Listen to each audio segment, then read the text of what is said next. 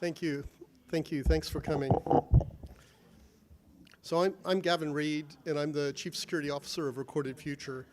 But previous to Recorded Future, I worked for about 10 years at NASA at the Johnson Space Center. And then before that, about 15 years at Cisco, where I created and led their incident response team. 皆さん本日は参加していただきましてありがとうございます。ギャビン・レイドと申します。で以前ですけれども NASA のジョンソンスペースセンターで10年ほど仕事をしておりまして、その後ですけれどもシスコのインシデントレスポンスチームこちらを作って、そしてリードしておりました。And I want to say that first off, no hackers were hurt in the making of this presentation. So we do from time to time out hackers. If you want to Google Tessa 88 plus Recorded Future, you can see one that we've done that. But this is just based off of a hacker. The names have been changed to protect the guilty. で私たちお話をしていく内容なんですけれども、当然そのハッカーに関しましての調査リサーチなどをやるんですけれども、今回ですけれども名前を変えたりというようなことで、特にこのプレゼンテーションをやることで特定のハッカーに対して何かダメージを与えるというようなことはありません。で例えばそのテッサ88レコーディッドフューチャーで検索 Google などでしていただきますと、いろいろこういった情報というのを見ていただくことは可能です。The hacker we're targeting today is called Big Zero Dot. He's a Russian-speaking cyber criminal, and he's been active on criminal forums for about 7 years. He's known for doing multiple different things. One of the key attributes of this hacker is he actually does hacking. Most of the hackers, a lot of the folks that we look at in the criminal underground, they just buy and resell other people's stuff. They don't actually break in or do anything hacking at all. This guy's got some form. He does hacking. で現在そのターゲットとしているハッカーなんですけれども、ビッグゼロドットというハッカーで、ロシア語を話す人であるということが分かっています。でこのサイバー犯罪者ハッカーですけれども、いろいろなアクティビティをさまざまなアンダーグラウンドのフォーラムにおきまして7年間行っていまして、この方というのは実際にそのハッキング行為を行うわけなんですね。多くのアンダーグラウンドのハッカーというのはただ単に他の人が作ったものをそれを調達して購入して、再販をしていくということで、あまり実際にハッキング侵害をやるというのはそれほど多くないです。And I want to state at the beginning of this that I'm going to talk a little bit about how we gain intel from the criminal underground. But understand, this isn't the only way that we gather intelligence for the use of my company's product, Recorded Future. This is just one way. And I'll give you an example of another way. We scrape GitHub and Pastebin sites for data all the time. And we noticed that there were a lot of binaries in Pastebin, in GitHub, and we thought those are going to be malware, but unfortunately most of them weren't. But we started looking at them and we found ones that were base 64 encoded and gzipped. 98% were malware. So we pull those in, we do a bunch of reversing on them and get a lot of indicators. So again, this is just one of many techniques we use to get information. 私たち今日お話しする内容としましては、いろいろなそのアンダーグラウンドの方からインテリジェンス情報というのを収集していくわけなんですけれども、その私たちの方のレコーディッドフューチャーにおきましてもいろいろな形でこういった情報を収集することができますので、必ずしもこれが唯一の収集の方法ではないということで、別の方法を紹介いたしますと GitHub であったり Pastebin のサイト、こういったようなところからのデータというのをスクレーピングしております。でそこに例えば Pastebin におきましてバイナリーの情報というのがたくさんありまして、最初これはマルウェアだというふうに思っていたんですけれども、実際にはそれほど多くのものがマルウェアではなかったというようなことがありました。でリバーシングをやっていろいろと見ていきますと、そのうちの少数というのがさまざまなそのインディケーターであるというようなことが分かったというような事実もあります。Well done. That was really long. So what is this dark web? A lot of what we're talking about today comes from the dark web. And you'll see slides that show the dark web is the exact opposite. You've heard of it being this huge mass of information and the open internet being small. Well, it's the exact opposite way around. And The dark web's actually, the .onion sites, the criminal forums, pretty small compared to what we pull from open source sites. And to give you an idea, one of the ways that we get information is we follow links. So if someone posts something in Twitter, we follow the link. If we see a criminal forum post that has links, we'll follow those links. And looking at that, this is a 24-hour period. In the open source internet, we follow millions of links every day. In what's known as the deep dark web, which we have a really, really complete coverage of, we're following about 4,000 links, of which about under 10 of them were actually useful. So much smaller. Dark web, tiny. Open source internet, huge. ではダークウェブとは何かということなんですけれども、実際にその想像とかいろいろ聞く話によりますと、この非常にダークウェブというのは膨大な情報があって、逆にそのオープンインターネット、オープンソースのインターネットの方が小さいのではないかというような、そういうようなことを想像されたり聞いたりすることがあると思うんですけれども、実際には逆でして、ダークウェブまたその犯罪者が集まるようなフォーラム、こういったようなところの方が、オープンサイト、オープンなインターネットのサイトよりも情報が少ない。で、私たちそこで何をフォローしているかといいますと、リンクなんですね。ツイッターであったりとか、こういったフォーラムにおきまして投稿される内容、これをフォローしております。で、24時間で見たときに1日あたりですけれども、オープンウェブの方ですと何百万件といったようなリンクをフォローすることがあるんですが、実際にダークウェブの方におきましては約4000件のリンク、そしてそのうちの10未満が実際にはその有用な情報、有効である情報であるということが多いです。So again, this hacker, he's well versed in programming. He's got an in-depth knowledge of exploitation, of vulnerabilities. He's very, very full-featured. でこの特定のハッカーに関しましてはプログラミングをよく知っておりますし、深い知識を要していますので、脆弱性などについての情報もたくさん持っているというようなことは分かっています。So how does the threat actor get into focus? And you can see here, these are mentions, posts from this threat actor on the criminal underground, some of the forums that he is present on. And you can see that he started in 2012 and he continues up till today. He's very prevalent. He gets a lot of activity going on in the criminal underground. In this particular case, one of the things that made us focus on him is that we had a customer, a financial customer who had been exploited. They thought by malware that this guy had created, and they asked us to take a look.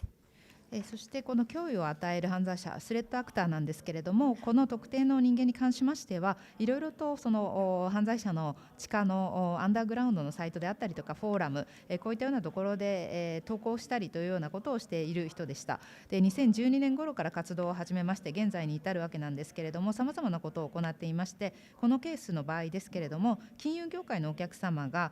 実際にマルウェアで、おそらくこの人が作ったと思われるマルウェアによって侵害をされたエクスプロイトがあったということで、ここにフォーカスをしてこの人物というのを特定しようというふうにしました。Here's his very first post on a forum. And the forum that he posted this on is no longer in existence, but it gives us a very important little bit of information we can track this hacker on. We've got an ICQ number. でこの人物なんですけれども、ここにあるのが、まず最初にそのフォーラムで投稿した内容でした。でもこのフォーラムというのは現存しないものではあるんですけれども、ここで非常に重要な情報 ICQ ナンバーを得ることができましたので、これをもとにトラッキングをしていくことができます。And here's another post a couple of years later, 2015, and he's advertising a cash out service through a betting site. So what you're doing here is you give him money, from an illegal credit card or someone's purloined bank account. He then deposits it in this banking site, and you gamble with the money, and then the winnings are kind of washed. There were perhaps things that you can use in a more legitimate way and not have tracked back to that original illegal transaction. でこちらはそれから数年後の投稿になるんですけれども、大体2015年頃のものになります。でこの人なんですけれども、その賭けをするギャンブリングのサイト、こちらでのそのキャッシュアウトサービスというのを宣伝していたわけです。で皆さんが例えばこの人にですね、お金を払うとします。でその場合、通常の口座であったりとかクレジットカードから支払います。そうするとこの人物が実際にそのデポジットをしてお金をどこかに入れてですね、でギャンブルをしてで勝ってというようなことがありますましても、特にその実際の正当な元の口座であったりとか、そういったようなものを追跡するというようなことをできなくします。And two more important things on this slide. We have two email addresses for the hacker, so we have more information that we can use to track him. でここのスライドでもう一つ重要な情報が2つありまして、ハッカーの E メールのアドレスが2つあります。なのでこれらの情報をもとにトラッキングをするということが可能です。Here's another post where he's selling Austrian bank account cards and linked to bank accounts and other PII so you can use them inappropriately. And we've got now what's this? 1, 2, 3, fourth bit of information to track the hacker. It's a Telegram account.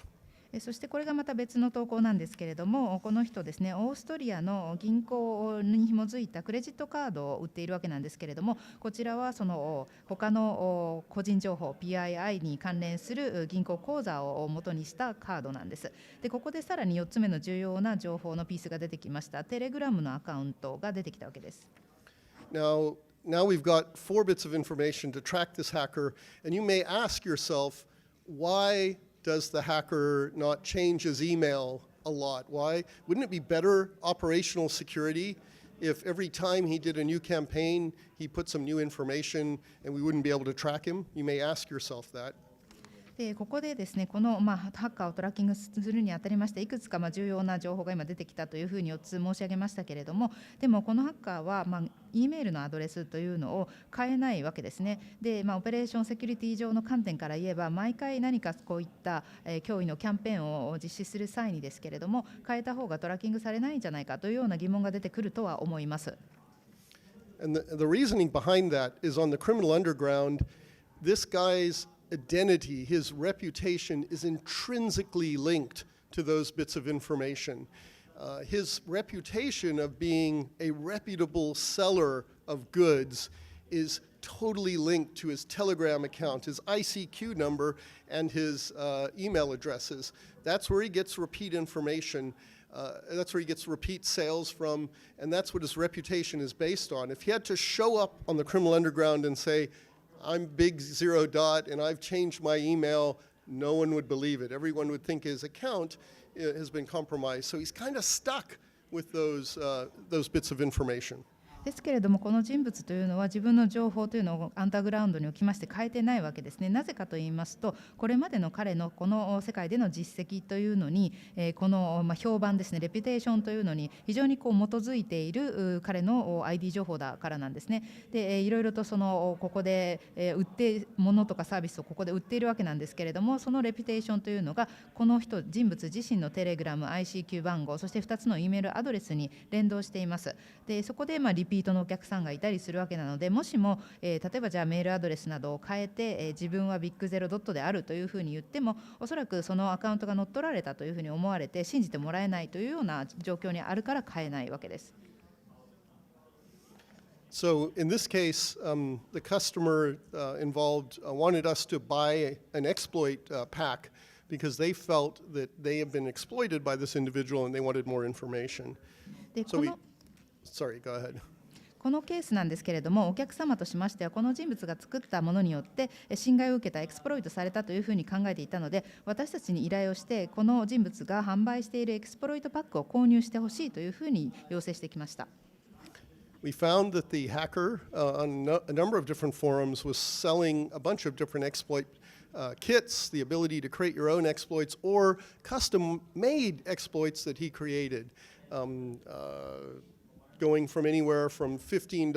to $50. So very inexpensive commodity malware. でこの人物ですけれども、さまざまなフォーラムにおきましていろいろなエクスプロイトキットを売っていたわけです。キットを売って自分で作るというようなこともできますし、もしくはこの人のカスタム化したエクスプロイトそのものを売るということもできて、大体その値段としましては15ドルから50ドルというような範囲で、かなり安価なコモディティ化されたマルウェアでした。Here's a first example. It may be hard to read. This is on a criminal forum. You can see he's selling, a RAR, a PDF, a Word, all exploits. And note that you don't have to do any social engineering. All you have to do is open the Word document or the PDF document to get exploited.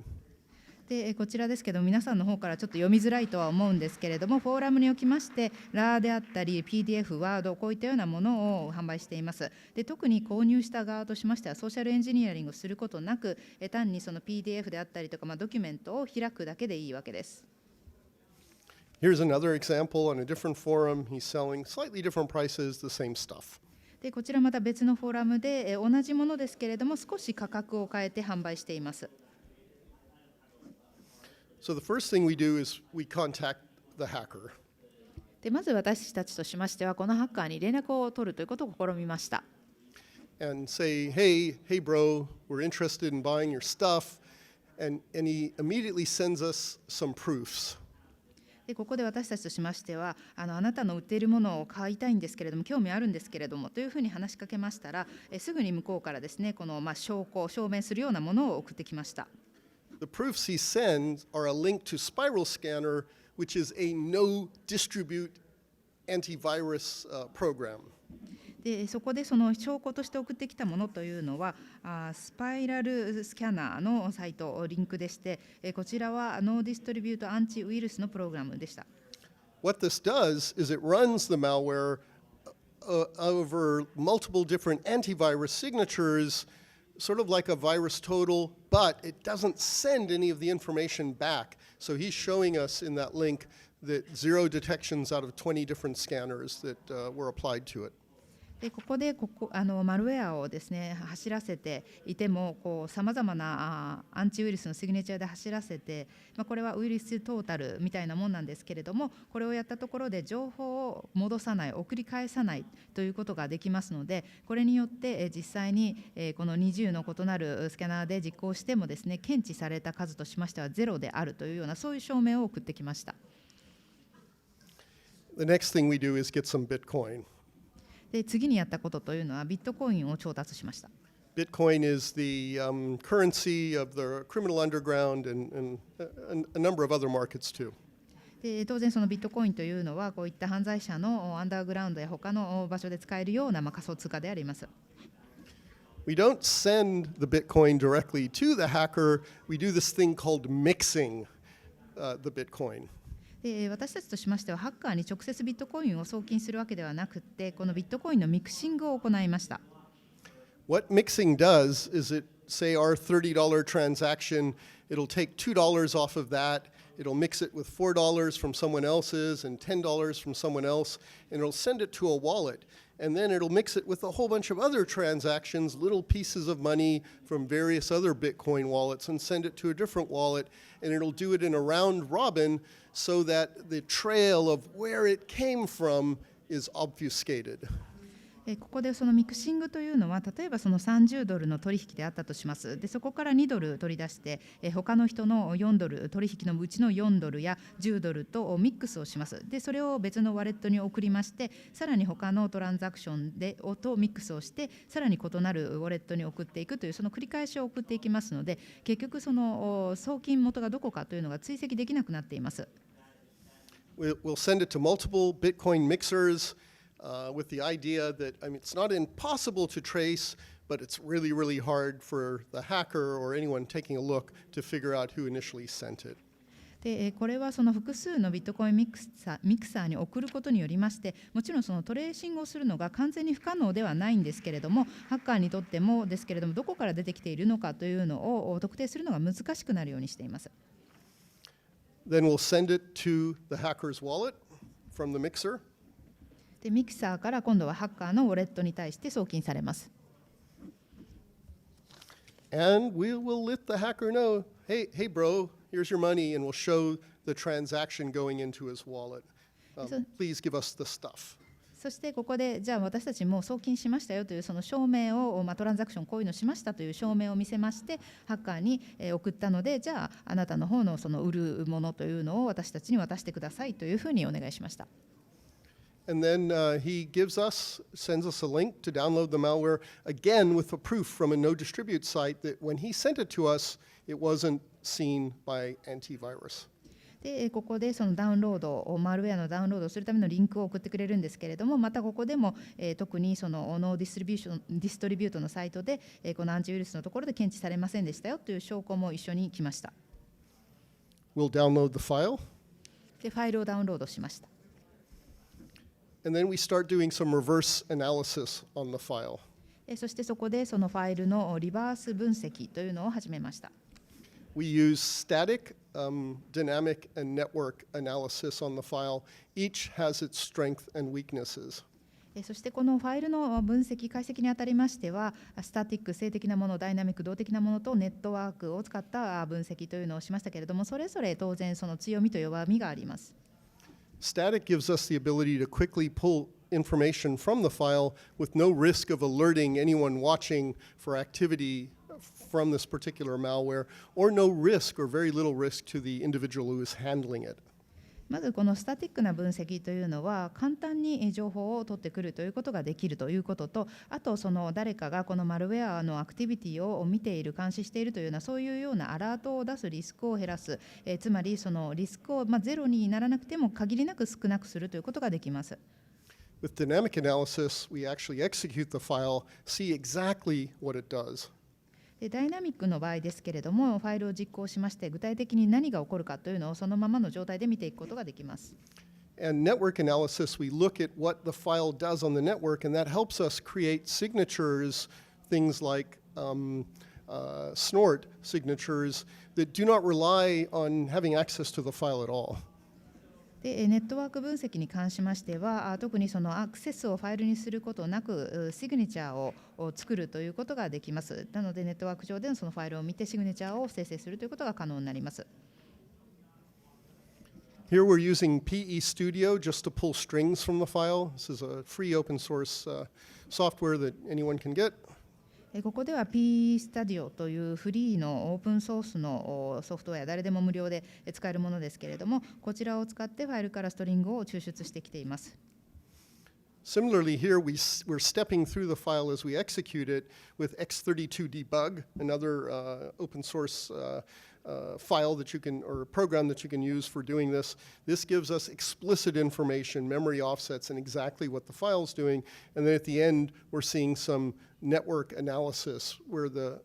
particular binary reaches out to a command and control that we've predefined.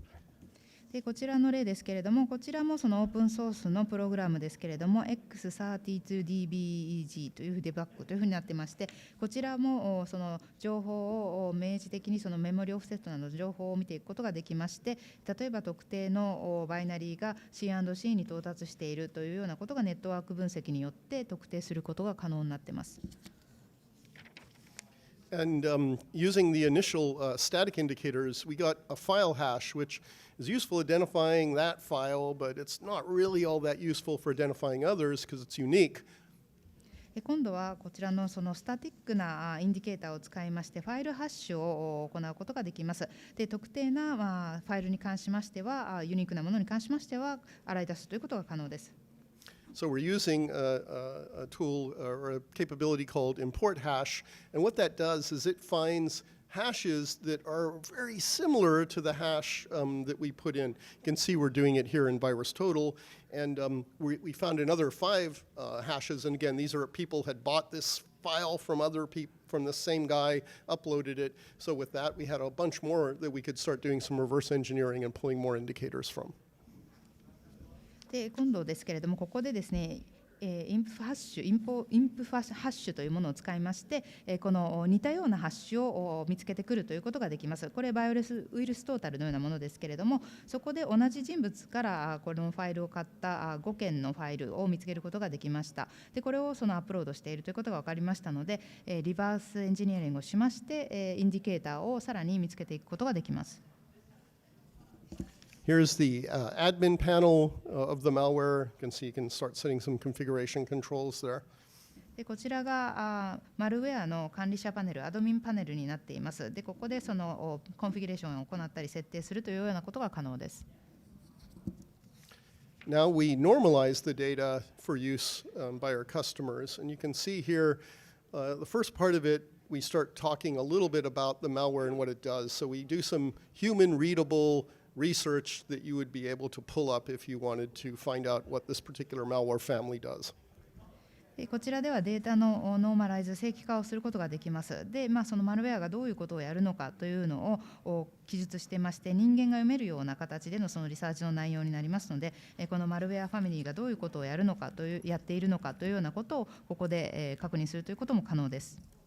Along with the static content, we also include all of the indicators that we've found as we've done reverse engineering on the file. また、リバースエンジニアリングをファイルに対して行うことによりまして、スタティックなその分析だけではなくて、さらにその私たちが特定したすべてのインディケーターの情報をここに入れるということが可能です。When pulled into our platform, it also pulls in any past references that it sees to these indicators, domains, or hashes. そしてこのプラットフォーム上でこういったようなものを取ってきて、またそのリファレンスをしまして、ハッシュであったりとか、そのドメインの情報というのを見ていくことが可能です。And it does this dynamically, so it keeps updating regardless of what I put into the tool. If new indicators or new relationships to any of the domains or any of the information is found, it will pull that directly into the platform. またこちらダイナミックにアップデートされますので、例えばその新しい関係性や新しいインディケーターというものが、そのドメインに関しまして何か出てきたというようなことでしたら、これが常にアップデートされることになります。Now we'll talk about use by the Security Operations Center. では今度はセキュリティオペレーションセンターによってどのように活用されているかということで見ていきたいと思います。So whenever a Security Operations Center gets threat intelligence, it has to do three things. It has to be able to detect, is this particular issue running right now? Has it run in the past? And set up alerting should it happen in the future. でこのセキュリティオペレーションセンターにおきまして、シュレッドインテリジェンスということで3つまずやることがあります。何かを検知した場合、このインジケーターというのが、今起こっているものなのか、過去にはどうだったのかで、アラートを出したことがあるか、もしくは将来出さなければいけないかというようなことを判断します。Most modern SOCs are using automation and pulling high fidelity indicators directly into block lists, things like your web proxy, your IPS, and your endpoint client. そして最近の新しい SOC でありましたら、大体自動化がかなり進んでおりますので、ブラックリストなどがありまして、でそこに Web プロキシ、IPS、エンドポイントクライアントなどの情報を入れていくということで、かなりその高い中精度で行っていくことができます。So what does it look like? Here is a block in our web proxy, and you can see what the user sees at the bottom of the screen when they attempt or when the malware forces their Internet Explorer to go and do an update at this site. でこちらですけれども、Web プロキシのブロックになります。で、ユーザーが見える部分というのは下の部分になりまして、そのインターネットの情報など、このような形で見えるということになります。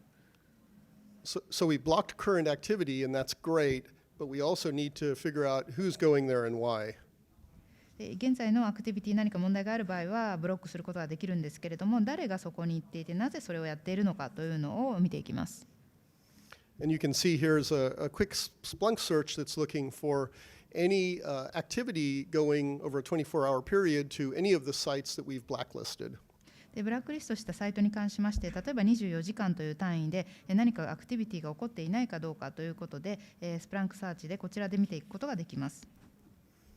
And you can see that we found a number of these. We can then go back, either turn those over to IT for remediation, because again, we know this is commodity malware. This is not a nation state attack. This is something that someone bought for $30 on the internet. This isn't anything to be worried about. These machines can be wiped and reloaded with confidence that we know the context of the particular attack.